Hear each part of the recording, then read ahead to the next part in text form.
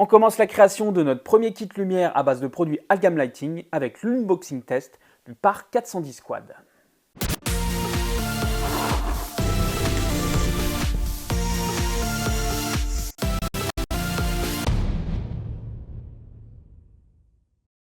Bonjour, c'est Vicinco, bienvenue sur cette chaîne où on parle d'événementiel. On commence aujourd'hui donc notre kit de lumière numéro 1 à base de produits Algam Lighting. Si tu ne connais pas ce projet, je t'invite à regarder dans la description. Il y a un lien vers la vidéo de présentation. D'ailleurs, de manière générale, tu devrais regarder régulièrement dans la description des vidéos parce que là, par exemple, on n'a pas encore décidé d'un code promo ou partenaire, mais s'il arrive, il apparaîtra dans la description. Et si tu veux être averti, il faut me suivre sur Instagram et je te ferai des stories.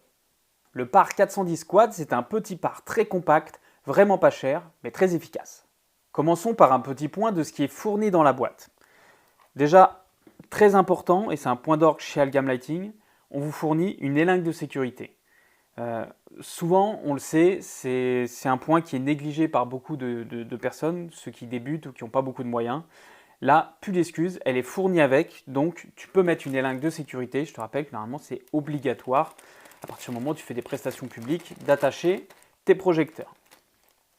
Ensuite, il y a un autocollant Algam Lighting. Hop, ça, je le mets de côté. Il y a bien évidemment un câble d'alimentation avec un scratch. Il y a une notice qu'on regardera tout à l'heure. Il y a la lyre d'accroche qu'il faut monter. On va la monter ensemble parce que tu vois, il y a deux rondelles et il ne faut pas monter ça n'importe comment. Donc on aurait tendance à vouloir mettre les rondelles d'abord sur les papillons et ensuite de les mettre comme ça. Sauf que la rondelle, il faut la mettre à l'intérieur ici. Je te montre. Pour arriver à monter facilement, je te conseille de le coucher comme ça pour qu'il repose proprement. Et donc la rondelle, on ne va pas la mettre par-dessus, on va la glisser entre le projecteur et la lyre d'accroche. Et je vais t'expliquer pourquoi. Donc là, on visse le premier côté.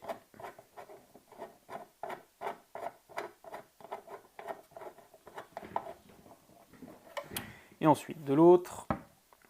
Donc là, forcément, c'est moins stable puisqu'il y a le papillon de l'autre côté. Donc là, pareil, on glisse en dessous. On essaie de s'aligner correctement et on met l'autre papillon.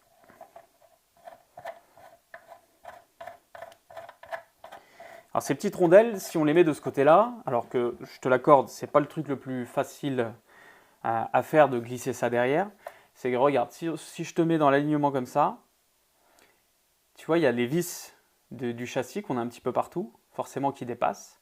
Et si on n'avait pas cette rondelle, en fait tu serais embêté parce que tu taperais dans les vis, ça te coincerait ou ça abîmerait ta lyre d'accroche. Donc c'est important de mettre la rondelle en dessous pour ne pas avoir de soucis.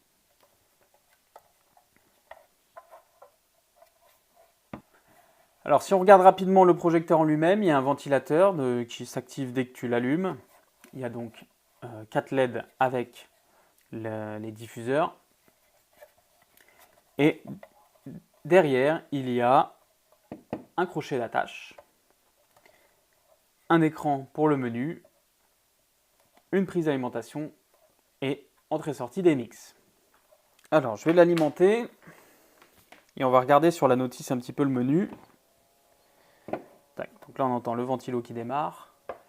Là, on va se mettre comme ça pour que tu vois et la couleur et un petit peu le menu, si ça veut bien tenir. Donc là, il s'est mis en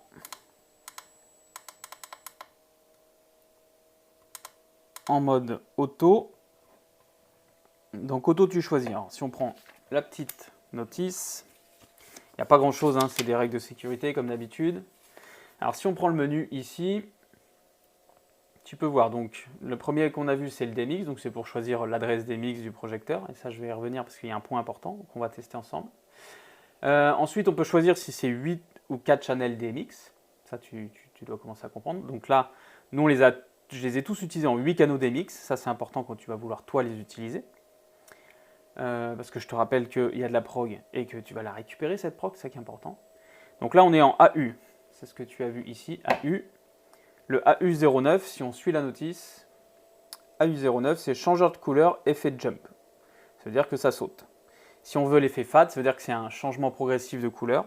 Eh bien, on va augmenter à 10. Et là, tu vas pouvoir voir qu'on a un changement de couleur qui se fait progressivement. Donc là, on est sur du rouge. On va attendre que ça continue de tourner le temps que je te montre autre chose. Voilà, on arrive sur du vert. Voilà, ça tourne tranquillement.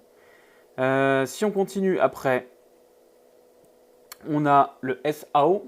Donc c'est pour le sound 1 ou sound 2. Donc on a le sound en effet changeur de couleur, donc progressif ou en effet flash. Donc ça va être avec la musique. Là, le changement, il a une certaine vitesse. Donc tu peux voir après qu'on a le ST. Alors le ST, pardon, c'est le stromboscope. Et le SP, c'est le speed. Donc si je vais dans le SP, ici, donc là c'est le strobe. Alors, attends, si je monte le strobe, là c'est 1, donc ça va aller gentiment. Je vais aller à 10, non 16 pardon, directement. Donc là ça flash, on reste à 0. Si je descends en speed, donc ça tu vois c'est speed 1, c'est la vitesse de changement de couleur. Là si je me mets en speed 16, le changement de couleur se fait beaucoup plus vite. Donc ça c'est pour pouvoir gérer ça sans DMX hein, bien sûr. Nous on va utiliser en DMX, mais je te montre rapidement quand même ce que ça donne. Donc si on poursuit dans le menu, après c'est le rouge, donc c'est le dimer du rouge, le dimer du green, donc du vert, le dimer du bleu et le U là c'est le W pour white, donc c'est son dimer. Voilà. Donc une fois qu'on a ça, on sait faire, hein, soit tu le fais en manuel avec le menu, soit tu le fais en DMX. Si on reprend le DMX, en 4 canaux, on a simplement le dimer du rouge, du vert, du bleu et du blanc. Et nous, on s'est mis en 8 canaux. Pourquoi on se met en 8 canaux? Parce qu'on a le dimer général qui est disponible et ça aide pour la programmation. Ensuite, on a le dimer rouge, dimer vert, bleu, blanc. Il y a des effets stromboscopiques qui sont aussi là disponibles sur un channel. Ensuite, tu as des couleurs préprogrammées. Tu as l'effet jump, l'effet fade, le mode audio qui est accessible aussi sur le channel 7 et l'ajustement de la vitesse du coup en channel 8. Voilà.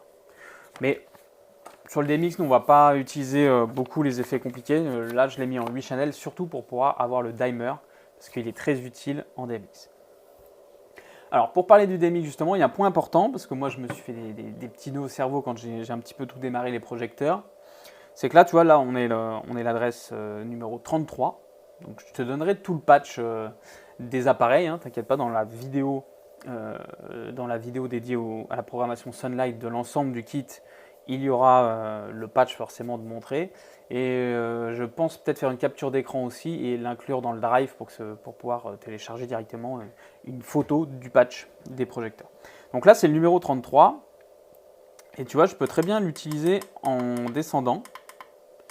Et ça va fonctionner. Donc là, je suis en adresse 25 pour lui, tout va bien. Alors si je prends rapidement une autre adresse, ici de part, on avait, donc moi j'étais en 33, je peux me mettre en 25, bah tiens ça tombe bien, c'est une adresse. Donc là si je me branche du DMX,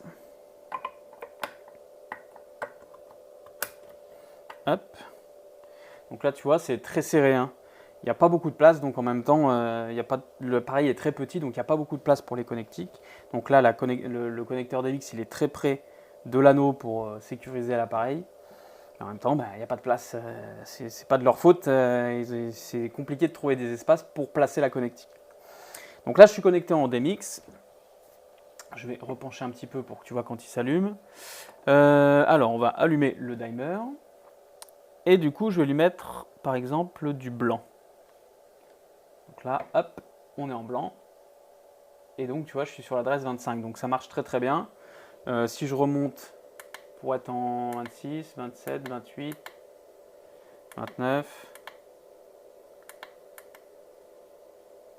33. Donc, 25. Qu'est-ce que je pourrais essayer comme adresse? Enfin, tu vois bien que ça marche pas bien. En 25, ça fonctionne. Parce que c'est une autre adresse. Le problème, c'est que là, tu vois, j'ai mis adresse 25. Si je me débranche, peu importe DMX ou pas, si je débranche l'appareil,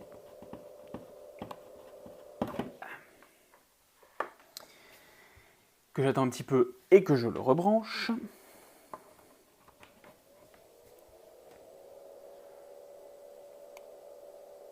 Donc là, il s'est mis déjà pas en DMX. Il s'est mis en adresse 33. Alors pourquoi il n'a pas enregistré mon adresse DMX? Eh bien simplement parce que je n'ai pas fait entrer. Alors c'est un peu traître.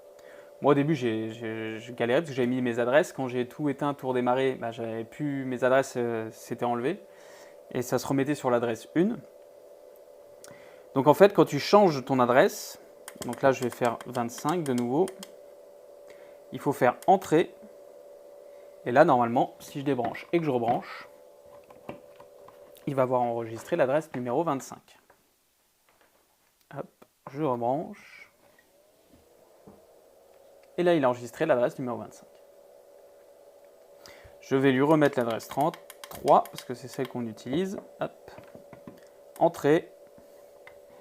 Je débranche. Je rebranche.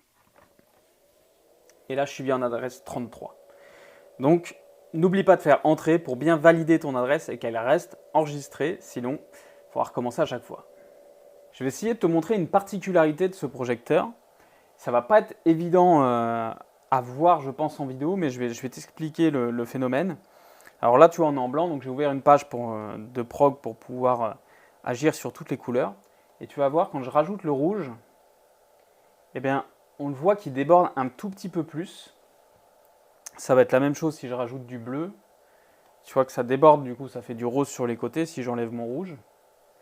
Et si j'enlève le blanc, hop, tu vois que le blanc, il est vraiment plus au milieu. Et ça, c'est vraiment une réalité. C'est vraiment pas simple à voir en vidéo.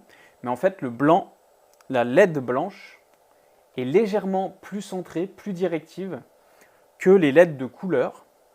Ce qui fait que quand tu mets une couleur avec le blanc, eh ben, tu as du blanc, c'est plus blanc au milieu, et tu as un dégradé de couleur sur l'extérieur. Alors c'est léger quand même, hein, c'est pas flagrant, tu n'as pas deux couleurs très distinctes, mais tu as un très léger dégradé qui se fait, et du coup l'effet est plutôt sympa. Bon, un projecteur c'est bien, mais à la base on crée un kit lumière quand même. Donc va peut-être falloir en mettre plusieurs et les installer sur un support.